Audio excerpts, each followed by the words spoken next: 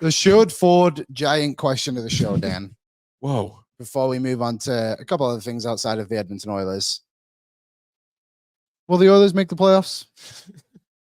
I know it's such a loaded question. Before we started this episode, you promised I wasn't going to be put on the spot. Yeah, I did. I might have to go back to Halifax after this to lick my wounds. Yes, the Edmonton Oilers are going to make the playoffs. I read all the clips where everybody tells me that they have to win more than the Boston Bruins won last year and all that stuff. Yeah, well, they've lost a bunch to start this season. So, like, this team goes through this almost every year since 2019. We've had a December or a January to forget. And so until we hit that December or January to forget, we're not out of it by any means. Is the damn slope way steeper than I ever wanted it to be? Of course. Yes. But I think the Edmonton Oilers make it. Are you worried about that American Thanksgiving timeline, which is literally 2 days from now? And the Oilers will not be in the playoffs. We can turn it around with a win against Carolina. No, I've read that it is pretty true. It does ring true, but everybody's going to point to the St. Louis Blues as the counterpoint to that.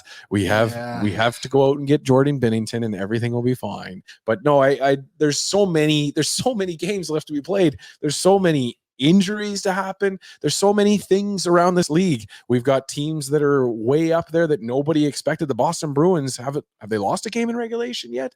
Maybe one now? One or two, whatever. Who could have predicted that kind of nonsense? So there's so much left to be determined yet. I think they obviously still have a great chance to make the playoffs. What are we, 20 games in? Maybe not even that. If they go on a bit of a losing streak here, then they're toast. Yeah, of course. But again, I said it yesterday. They're 3-2 in the last 5. If they win again tomorrow, they're 4-2 in the last 6. There's a long way to go, and they can get this together. It's about 10 games, right? How did you do in this one? How did you do in that one? Last season at 20-game point, the Oilers were 500, and they were out of the playoffs at American Thanksgiving. I remember Tyler was sat right here. Actually, he was sat right there where the chair used to be. And he said the Oilers were out. I said, I beg to differ. I don't know, though. The problem is, obviously, that people are looking at is there's a lot of flaws.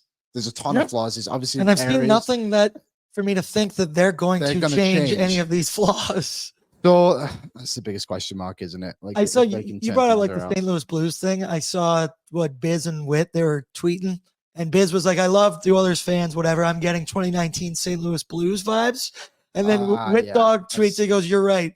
Pietrangelo, Parayko, Dunn, Bouwmeester, Edmondson, Bortuzzo, Gunnarsson really reminds me of the Oil. And I was like, man, that made way too much sense for me to hear that. I don't get St. Louis Blues vibes from this team right now. Not yet. We need to practice. We need to practice fight first.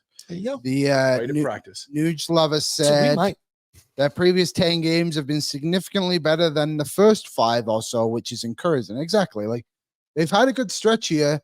There's moments within the games where they look unbelievable. We saw it yesterday, but just multiple brain farts throughout the game are crushing this team at crucial times.